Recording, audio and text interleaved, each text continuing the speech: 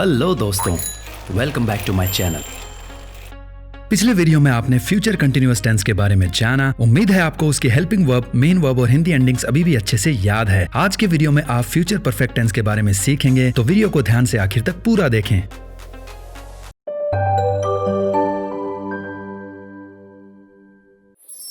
दोस्तों, वीडियो शुरू करने से पहले मैं आपको बता दूं कि पिछले वीडियो के अंत में आपको जो प्रैक्टिस क्वेश्चंस दिए गए थे उनके आंसर्स नीचे डिस्क्रिप्शन में मिल जाएंगे, तो वीडियो खत्म होने के बाद डिस्क्रिप्शन जरूर चेक करें। 4 फ्यूचर टेंसेस में से तीसरी टेंस का नाम है फ्यूचर परफेक्ट टेंस। इस टेंस में हेल्पिंग वर्ब के रूप में शैल और विल के साथ हैव का प्रयोग किया जाता है और मेन वर्ब की थर्ड फॉर्म का प्रयोग किया जाता है। यहाँ हैव एक लिंकिंग वर्ब है और फ्यूचर परफेक्ट टेंस में इसका प्रयोग यह बताने के लिए किया जाता है कि फ्यूचर में होने वाले कार्य कंप्लीट या पूरे हो चुके होंगे। इस टेंस की हिंदी पहचान होती है चुका होगा, चुकी होगी, चुके होंगे, चुका होऊंगा, चुकी होंगी। शैल हैव को आई और वी प्रोनाउंस के साथ प्रयोग किया जाता है और विल हैव को you, he, she, it, they pronoun और बाकी सभी तरह के सिंगुलर और प्लूरल सब्जेक्ट्स के साथ प्रयोग किया जाता है। इसके अलावा इस टेंस में बाय प्रीपोजिशन के साथ टाइम का प्रयोग किया जाता है। इस टेंस में एक आसान सेंटेंस बनाने के लिए आप subject plus helping verb plus main verb plus by plus time structure का प्रयोग कर सकते हैं और अच्छे सेंटेंस बनाने के लिए आप मेन वर्ब के बाद एक ऑब्जेक्ट भी लगा सकते हैं। चलिए अब कुछ एग्जाम्पल्स बनाते हैं। एग्जाम्पल्स पढ़ते समय हिंदी पहचान और सेंटेंस के स्ट्रक्चर पर चील और बाज की सी नजर रखिएगा। वह शाम तक एक वहशी भेड़िया बन चुका होगा। He will have become a savage wolf by evening. वह शाम तक एक वहशी भेड़िया में बदल चुका होगा। He will have turned into a savage wolf by evening. Adjective के रूप में वहशी शब्द का मतलब है बर्बर, जंगली, असभ्य, अशिष्ट, निर्दयी, यानी कि ऐसा प्राणी जो क्रूर हो, बहुत आक्रामक हो और जिसको कंट्रोल या वश में करना संभव ना हो। वहशी को इंग्लिश में सैवेज कहते हैं। वैसे देखा जाए तो भेड़िया बनना और भेड़िया में बदल जाना एक जैसा सा ही लगता है, लेकिन शाब्दिक अर्थ को देखें तो दोनों अलग अलग हैं। इसीलिए बनने के लिए बिकम शब्द का और बदल जाने के लिए टर्न शब्द का प्रयोग किया गया है। इस हफ्ते के अंत तक हम चोर को पकड़ चुके होंगे। We shall have caught the thief by the end of this week. इस सेंटेंस में we एक सब्जेक्ट है, shall एक हेल्पिंग वर्ब है, have एक लिंकिंग वर्ब है और caught एक मेन वर्ब है। have लिंकिंग वर्ब लगने की वजह से हमने catch के थर्ड फॉर्म को यूज किया है। अंत में by लगाकर टाइम का प्रयोग किया गया है। टाइम का इस तरह का प्रयोग आपको इस टेंस के लगभग सभी सेंटेंसेस में देखने को मिलेगा, तो समय का ध्यान रखें। इस महीने के अंत तक बर्फ इस पूरे कस्बे को आगोश में ले चुकी होगी। By the end of this month, snow will have embraced this entire town.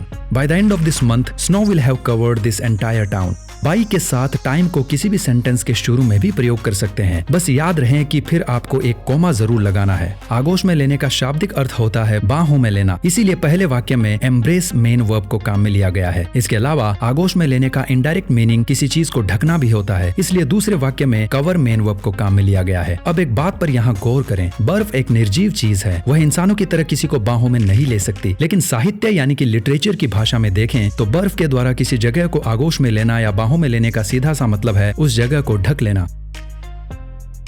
दोस्तों, अगर आपको गाने सुनना और म्यूजिक वीडियोस देखना पसंद है तो इस वीडियो के खत्म होने के बाद डिस्क्रिप्शन चेक करें और वहां दिए गए लिंक्स पर क्लिक करके मेरा सिंगिंग चैनल भी एक बार जरूर विजिट करें। गीता शाम तक बर्तन नहीं मांज चुकी होगी। Gita will not have done the dishes by evening. बर्तन मांजने का मतलब होता है बर्तन को साबुन आदि के साथ पानी से धोकर साफ करना। बर्तन को इंग्लिश में डिश या यूटेंसिल कहते हैं और बर्तन मांजने की क्रिया को इंग्लिश में डू द डिश कहते हैं। किसी भी टेंस में आप हजारों नेगेटिव सेंटेंसेस बना सकते हैं। इस टेंस में नेगेटिव सेंटेंसेस बनाने के लिए बस आपको हेल्पिंग वर्ब और लिंकिंग वर्ब के बीच में नॉट लगाना है। क्या वह कल तक मास्टर जी के सामने बकैती कर चुका होगा?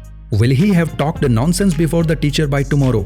बकैती करने का मतलब है पूरी तरह से बकवास करना या फालतू बातें करना। बकवास को इंग्लिश में नॉनसेंस कहते हैं, यानी कि वो बात जिसका कोई सेंस या अर्थ ना निकले, और बकवास करने को इंग्लिश में टॉक नॉनसेंस कहते हैं।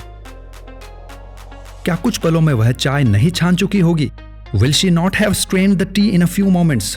किसी भी लिक्विड या द्रव को छानने को इंग्लिश में स्ट्रेन कहते हैं और किसी भी पाउडर जैसी चीज को छानने को इंग्लिश में सिफ्ट या सीव कहते हैं। सीव की स्पेलिंग से इसकी प्रोनाउंसिएशन में धोखा मत खा जाइएगा। इस शब्द की प्रोनाउंसिएशन या उच्चारण सीव नहीं है बल्कि सिव है। सुबह तक चिड़िया कितनी ऊंचाई तक ऊंची उड़ान भर चुकी होगी? How high will the bird have soared by morning.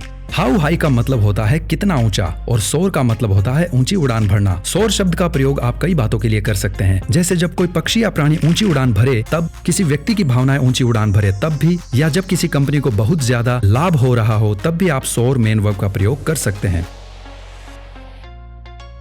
शाम तक हम कौन सा महासागर पार कर चुके होंगे? Which ocean shall we have crossed by evening? In WH word type interrogative sentences को भी आप नेगेटिव बना सकते हैं, बस आपको have से पहले नोट लगाना है। जैसे शाम तक हम कौन सा महासागर पार नहीं कर चुके होंगे? Which ocean shall we not have crossed by evening? उम्मीद है ये टेंस आपको अच्छे से समझ में आ गई होगी। चलिए जरा इन 6 वाक्यों में से हिंदी वाले 3 सेंटेंसेस के इंग्लिश बनाइए और उनके नीचे के 3 इंग्लिश वाले सेंटेंसेस को हिंदी में ट्रांसलेट करिए। उसके बाद सभी 6 वाक्यों को कमेंट बॉक्स में टाइप कीजिए ताकि मुझे पता चल सके कि आपने इस वीडियो से कुछ सीखा है या नहीं।